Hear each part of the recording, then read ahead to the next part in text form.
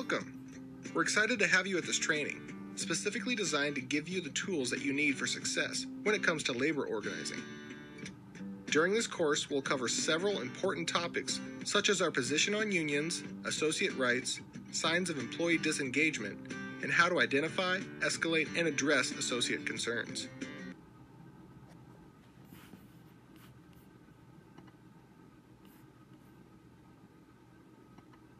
In this section, you will learn Amazon's position on unions, why we prefer a direct working relationship, and how to discuss unions in an appropriate tone that fits Amazon's culture. At Amazon, we aspire to work hard, have fun, and make history. We respect the individual rights of our associates and have a variety of open-door mechanisms to encourage associates to bring their comments, questions, and concerns to management. This direct connection with our employees is the most effective way to understand and respond to their needs and to support the rapid innovation and operational flexibility that are keys to our success in raising the bar on customer order fulfillment. Unions pose a threat to this direct connection. This commitment to a direct connection with our associates makes union representation unnecessary. We are not anti-union, but we are not neutral either. We will boldly defend our direct relationship with associates as best for the associate, the business, and our shareholders. We do not believe unions are in the best interest of our customers, our shareholders, or most importantly, our associates. Our business model is built upon speed, innovation, and customer obsession, things that are generally not associated with unions. When we lose sight of those critical focus areas, we jeopardize everyone's job security, yours, mine, and the associates. Likewise, our culture values a robust, open dialogue between associates and managers, so we can work together as one team, continuously innovating, simplifying, and improving things for our customer. As we'll explain later in the course, a union severs the direct working relationship between associates and managers that we value so highly. While we understand unions work in some industries, they would conflict with our culture, customer obsession, and direct working relationship. In summary, it's important that we create an environment where associates feel safe sharing ideas, raising concerns, and asking questions, including questions about unions. We don't badmouth unions in general, but we will speak openly with associates about unions, including any specific concerns about particular unions involved in organizing. And we share our preference for a direct working relationship frequently and boldly, even when no organizing activity has occurred.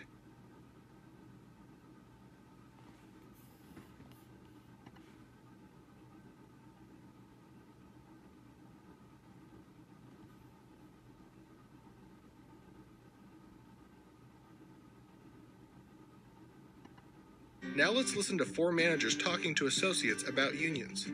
When you've heard all 4, choose which one most closely reflects our position on unions.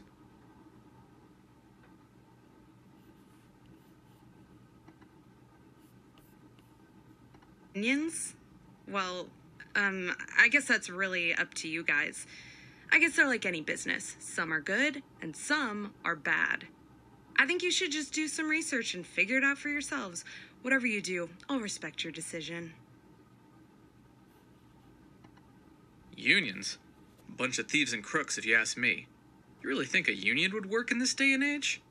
We have to move quickly if we want to keep our customers happy. The union, they're just a bunch of dinosaurs waiting around for someone to tell them they're extinct. All they want is money, and they don't do jack for employees. I don't know why you'd even consider them. Unions? I guess that's ultimately up to you guys, but I don't think they would work here. Our whole business model depends on being fast and flexible to keep our customers happy. I'd rather work directly with you guys to make that happen. I would hope that's what you want too. But if you have any questions or concerns, I'll do my best to answer them, or if I don't know, to get answers for you. Unions? We don't need to talk about that. You've got me, and if you have a problem with me, you can go to my boss. Let's just get back to work and take care of our customers.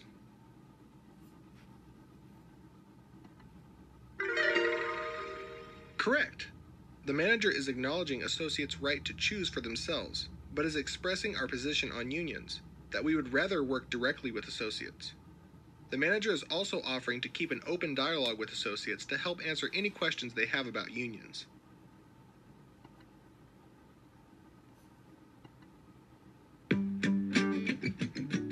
In this section, you will learn the fundamental rights granted to non-supervisors under the National Labor Relations Act, including rights that apply in non-union settings, even when no organizing is occurring. You will learn to recognize what associate activities may be protected activity under the National Labor Relations Act. Now that you understand our position on unions, let's talk about the rights non-supervisor associates have under the federal labor law. The National Labor Relations Act is the law that governs the rights of employees to act together as a group in the workplace. It is intended to promote stability in U.S. labor relations, end labor-related violence, protect employees from discrimination because of their union-related beliefs, and establish clear procedures to determine whether employees want to join a union. One of the most basic rights the law gives employees is the right to self-organize. Employees can form their own union, with or without help from any third party. Of course, they also have the right to assist existing unions and to join existing unions. The important thing to remember is that employees have the right to decide if they wish to organize. If they do, they are free to determine how to organize and whether to involve third-party unions to represent them. Managers and supervisors are agents of the company, may not join unions, and must not interfere with employees' rights. Employees have the right to act collectively. In other words, employees are considered to have strength in numbers. They have the right to band together for mutual aid and protection. What this means is that employees have the right to compare notes, to discuss things like their wages and benefits to see how they are being treated. They have the right to take concerted action, to act together to gain the protections inherent in being part of a group rather than taking individual stands on issues. They have the right to support their coworkers. For example, supporting a coworker who is facing discipline that they feel is unfair. While management does not have to agree to employee demands, regardless of the size of the group involved, it must respect and protect the employee's rights to band together. While employees have these collective rights, some employees prefer to be treated individually, rather than as part of a group. Employees therefore have the legal right to refrain from forming or joining unions, collective bargaining, or otherwise taking concerted action. Ultimately, it is up to the employees to decide whether to participate in these activities or to refrain. The National Labor Relations Board is a federal agency with broad authority over the employees' rights covered in this module. The NLRB investigates unfair labor practice allegations, that is, alleged violations of the federal labor law, such as interfering with employee rights. Unfair labor practices can be committed by either an employee or a union. It is important to remember that unfair labor practice means something that is unlawful. Several things that workers or unions might argue are unfair in the ordinary sense of the word, such as a particular wage scale or employee layoffs, are completely lawful and therefore not unfair labor practices.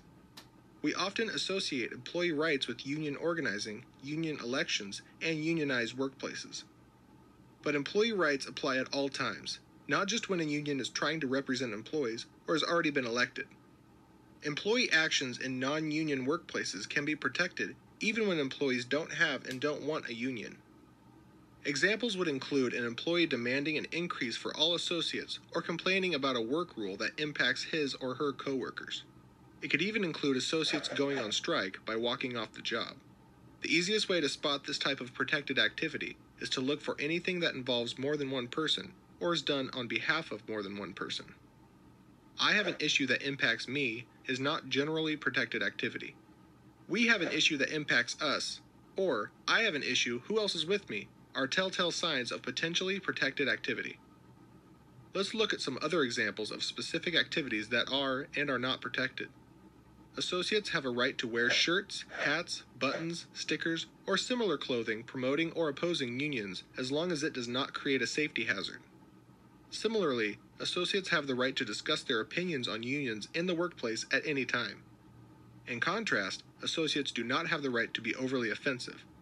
For example, using unacceptable profanity in their t-shirt slogans or speech. Employers have a right to address such issues, but must remember to focus on the offensive language, not whether the opinion favors or disfavors organizing. Certain activities can cause employees to forfeit their protection. For example, if associates were to threaten violence, that would cause otherwise protected speech to lose its legal protection. But these rights are not easily forfeited. For example, brief, fleeting profanity may not be enough to forfeit protection, even though associates do not have the right to use offensive language. In any case involving protected rights or possible forfeiture, you should contact your ER manager or ER principal for further guidance before taking any disciplinary action.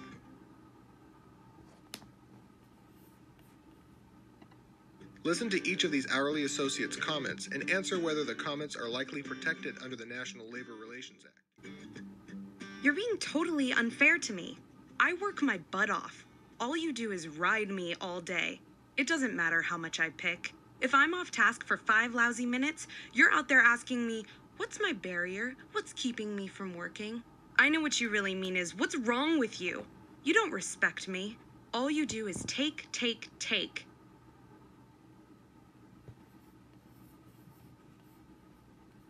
This is not likely protected activity. Although the associate's concerns may sound familiar, she is not purporting to speak for or about a group. She's raising a personal issue. Her level of passion does not create protection. What you did to Joe wasn't right. He worked here for 3 years. That ought to count for something. He made one screw up. I know it was TDR, and believe me, I get how serious that is. But it ain't right that you fired him after 3 years for one lousy mistake. This is likely protected activity. While this is all about Joe's personal situation, it is not Joe that is raising the complaint, but rather one of his coworkers. Coworkers have a protected right to speak up for each other. The Tech 3s deserve a raise. We know you gave Taylor a $1 an hour raise. She's only a Tech 2, but she makes more than me, Abel, and Glenn. This is likely protected activity. The associate is advocating on behalf of not only herself, but other associates as well. While we might prefer associates not to discuss their compensation with each other, that's a right they have under the National Labor Relations Act. The right to band together to change terms and conditions of employment would mean little if employees could not discuss those terms and conditions openly. You need to do something about Raji. He doesn't know his ass from a hole in the ground. Because he can't plan, they had to offer VTO to 10 of us last night. We shouldn't have to drive all the way here just to be sent home.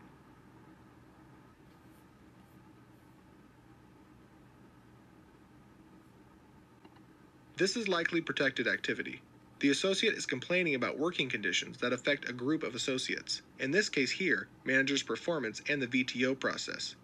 The associate's poor attitude and inaccurate claim that she is being sent home by being offered VTO are irrelevant. The complaint does not have to be accurate to be protected. The insult and profanity, while inappropriate, are not so extreme as to forfeit protection.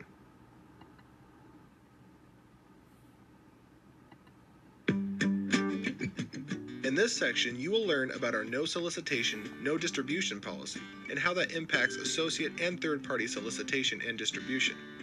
You will also learn how to distinguish employee speech, which is always permitted, from employee solicitation, which can be restricted in accordance with our policy.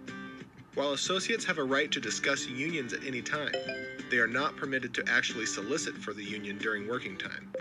Soliciting for the union means trying to get a coworker to sign a card or petition for the purpose of organizing. Working time means when either the associate trying to get the card signed or an associate being asked to sign are on the clock. It does not include paid or unpaid break or lunch times, or before or after work. Of course, there are other kinds of soliciting, such as selling Avon products or Girl Scout cookies. It's important to remember that you can only enforce rules against union solicitation if you enforce the same rules against all forms of solicitation.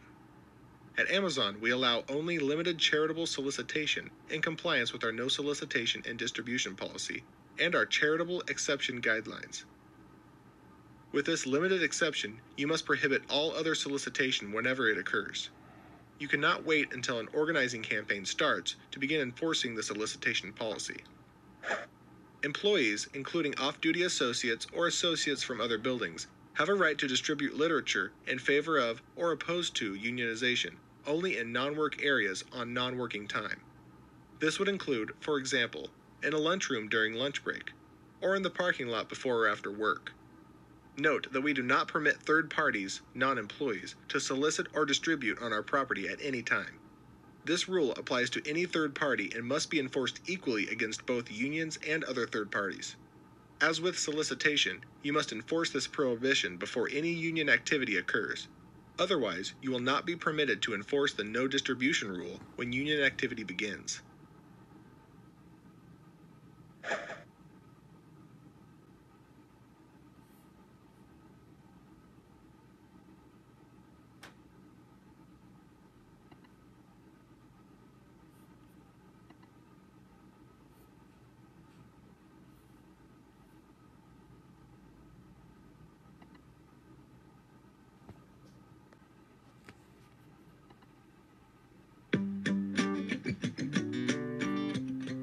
In this section, you will learn about the warning signs most commonly associated with early union organizing, as well as other warning signs that could indicate associate disengagement, vulnerability to organizing, or early organizing activity.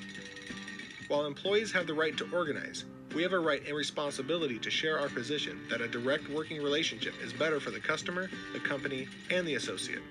In order to be able to do that effectively, it is critical that we recognize the early warning signs of potential organizing and escalate concerns promptly. If you see warning signs of potential organizing, notify your building HRM and GM site leader immediately. HRMs and GM site leaders should notify their assigned ER managers or ER principal immediately. The most obvious signs would include use of words associated with unions or union-led movements like living wage or steward. Petitions or other concerted activity, such as an associate purporting to speak on behalf of his or her coworkers when raising concerns. Union graffiti, union t-shirts, hats, jackets, or other clothing, union flyers, and union visitors in or near the parking lot. Some signs are less obvious than finding the actual union flyer, but they can still indicate associate disengagement, which is itself a warning sign for potential organizing. These are signs that must be monitored very closely and should still be escalated to employee relations. Examples include associates who normally aren't connected to each other suddenly hanging out together. Associates who were close suddenly stop speaking to each other. Groups of associates scatter when approached by management. The grapevine, VOA board, or other feedback dries up. Increased associate negativity, anger, or confrontation. Unusual complaints or change in passion or detail around complaints.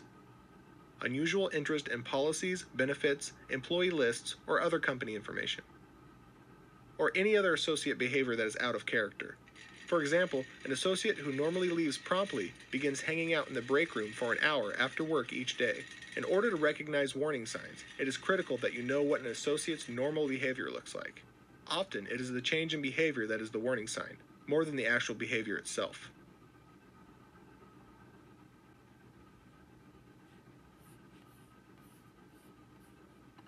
Thanks for the feedback yesterday. It was tough to hear, but at least I know what I need to work on to be a PA. This is a perfectly innocent comment. It really wasn't safe to drive in the snow yesterday. I'm not going to be charged UPT for being gone yesterday, am I? The associate has a legitimate question about UPT and possible exemptions for bad weather. Why doesn't Amazon cover grandchildren under the funeral leave policy? He has a legitimate question about a policy.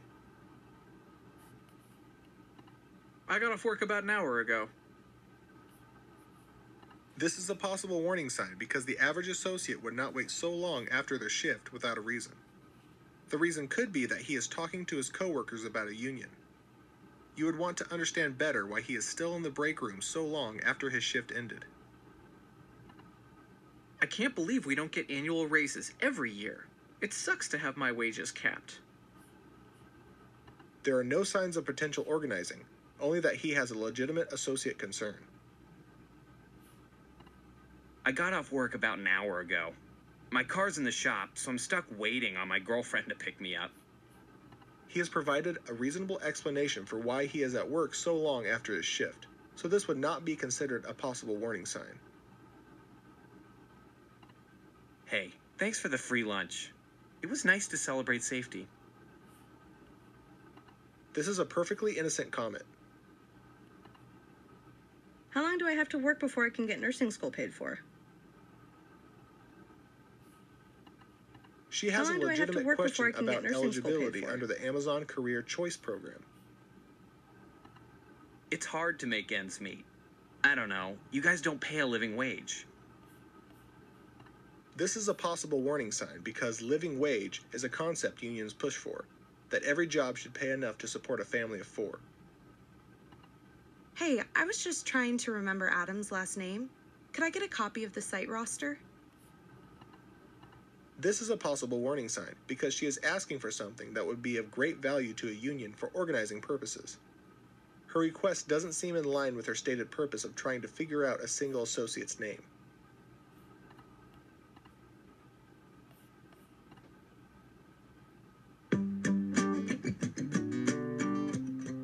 In this section, you will learn TIPS and 4, 2 acronyms that will help you know what you can and can't say to associates when talking about unions. You'll also learn whether these same rules apply to unions. Finally, you'll learn about the realities of collective bargaining and how bargaining can impact associates. As we've covered earlier, we're not shy about talking to associates about unions. But what should you say or not say when you see possible signs of organizing or are asked questions about unions? This section will help you understand the legal do's and don'ts, as well as how to apply them consistently with our philosophy about unions. We'll start with the don'ts, but don't worry, there are only a few things that you can't do, and you wouldn't ever consider most of them. You can remember what these don'ts are by remembering the acronym TIPS. TIPS stand for threaten, interrogate, promise, and spy. You can't threaten an associate to dissuade them from wanting a union. A classic example is, anyone who votes for the union will be fired. Interrogate means you can't ask direct questions about unions like, how do you plan to vote? Or, how many people went to the union meeting last night? Promise is the opposite of threaten. Just as you can't threaten someone for being for the union, you can't promise a reward if they reject unionizing. For example, vote for the company and we'll raise your wages. Spying involves being places you normally wouldn't be to try to find out more about the organizing. For example, going to a union meeting. For each of these, we'll look at some tips to avoid breaking any rules.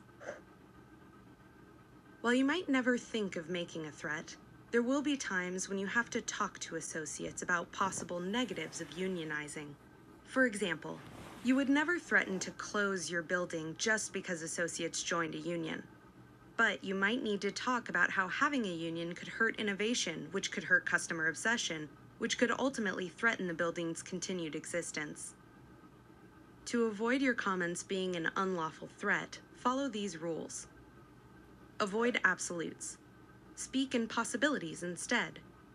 Take time to create proper context. For example, explain why having a union might make us less competitive before talking about what happens to businesses that aren't competitive. Never predict the future. We never know exactly what will happen in the future. We may know what has happened in the past at our company or at other companies, but the future can never be fully predicted. To avoid interrogation, don't ask direct questions about union support or activity. Instead, ask questions we always ask to run our business, with or without organizing being involved, such as, what barriers do you have? What frustrates you? How are things going for you today? Is this a good day or a bad day?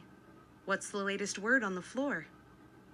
Lastly, use the power of silence. People tend to fill silence and talk more to avoid uncomfortable silence. If you're speaking about a topic, like a recent union meeting, using well-placed periods of silence may lead associates to volunteer additional detail. And remember, it's almost always better to listen than to speak. To avoid unlawful promises, don't condition something we will do with a particular organizing result. Never speak in terms of, if you do this, then we'll do that. Don't commit to anything other than communication when you're discussing organizing. Our commitment is that we will share our opinion, provide the answers to associates' questions as best we can, and then let associates make their own decisions. To avoid spying, Establish routine patterns of associate engagement. For example, make it a point to regularly talk to associates in the break room. This will help protect you from accusations that you were only in the break room to spy on pro-union associates. When you do overhear conversations, you do not have to leave or tune the conversation out as long as you are attending to your business and not eavesdropping. But to avoid even the appearance of surveillance, you can go a step further and join conversations appropriately. For example, you could say, "I couldn't help hearing that you were discussing unions. I don't mean to butt in, but I'd love to share my opinion about unions with you." This helps create an environment we want: safe, transparent conversations where we can help educate associates about unions and the benefits of a direct working relationship. Also, never review video to establish associate identity when protected activity is or might be involved. For example, do not use video to determine who left an anonymous VOA board comment, as such comments may be protected speech. Use video resources only when appropriate for business purposes, such as security and loss prevention. You may be wondering if TIPS applies to unions. Generally, no, TIPS does not apply. Unions cannot make threats, but there is no rule against unions interrogating or spying. As for promises, the union can say just about anything it wants. The law says companies can't make promises because they control wages and benefits. They could make their promises come true. But unions' promises are considered to be propaganda, empty campaign talk, precisely because the union can't make its promises come true. Legally, employees are presumed to know this, but few actually do. You should feel very comfortable speaking to associates about unions, knowing that almost anything you say is lawful. Remember, as long as what you're saying doesn't violate TIPS, it's okay. But to help you understand what you should say and to help you stay closely aligned with our philosophy, we use the acronym FOR: facts, opinions, rules, and experiences. You can share facts about unions with employees. Typically, we share facts about how unions work and how unions would or would not impact associates, as opposed to talking about union corruption or other similar anti-union horror stories. One thing we will always do, however, is correct any misinformation put out by unions, even if that means we are wrongly perceived as anti-union. We will always create an environment where associates can safely ask any questions and trust us to provide truthful information in response. Opinions can be mild, like, "I'd rather work with associates directly," or strong, "The unions are lying, cheating rats." The law protects both. Opinions can be expressed mildly or strongly in terms of tone and frequency. Amazon prefers a mild opinion expressed strongly. We frequently and proudly remind associates of the values of a direct working relationship, but we avoid anti-union rhetoric. You have the right to enforce work rules. Just don't suddenly start enforcing if you haven't done so before. You can also explain labor law rules, like, bargaining is a give-and-take process. There are no guarantees. Associates may have misconceptions about how unions or the union election process would work. Just as Amazon.com wants to be the one-stop source for customers regardless of what they are seeking, we want to be the one-stop source for information.